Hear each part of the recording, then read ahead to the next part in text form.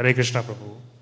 So basically, for a person who has just started coming to the temple and just started in the whole Krishna consciousness movement, how does that person, because before coming here, in the normal material world, we indulge in all sorts of sense gratification and many other things, right? But after coming here, we understand about the importance of many regulations and many such things.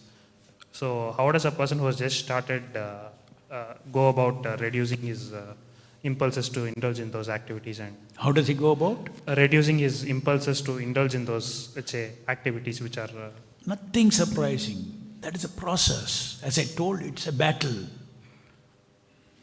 At the end of the battle, why does one fight a battle? Because he wants to win. He has a desire. Similarly, we want to win against Maya, against illusion.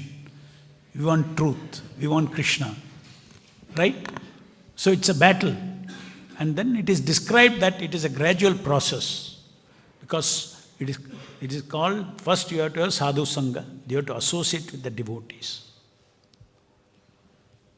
When you associate with the devotees, then you get desire to chant, desire to associate with Krishna. Then you associate with Krishna by chanting the Hare Krishna Mahamantra or sadhana. You do sadhana, regulated association of Krishna in various forms. As I just explained in this lecture, the result of that is when you touch Krishna, you will develop Krishna quality. Krishna quality is Satta, Chitta and Ananda. These three energies will wipe out your, as you said, these impulses, all these things, they are all conditioning in our Chittam. It is not you. You are sleeping in that sense. Your original ego is sleeping. Your original, it's all false ego. You are dreaming. In a dreaming, you are not really active. You are believing, you are acting. So we are believing, we are acting. That means that acting as false ego. I am this, I am that, I am this body, all this. These are all beliefs that we have. And where is that belief situated? It is situated in our subtle body, Chittam. So unless you have an energy, pure energy of the Lord, Satta, Chitta and Ananda, this Asatta, Chitta and Niranda cannot go. This taste for sense pleasure cannot go unless it is substituted by, or unless that is kicked out, dissolved by real Ananda. Which is, you don't have to earn that real Ananda. It flows into you.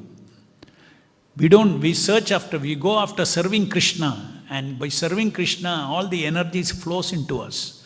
Our goal is to serve Krishna.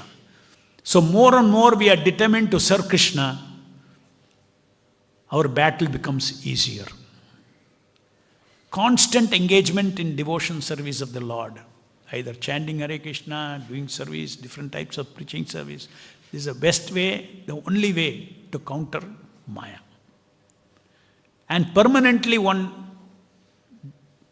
cleansing happens. Then there is no unnecessary fight in the mind between our old impulses, old egos, and your new ego that is being developed, Krishna conscious ego that is developing. There is no more fight because you are defeated and they all dissolved. Because they are all not real, they are all concocted.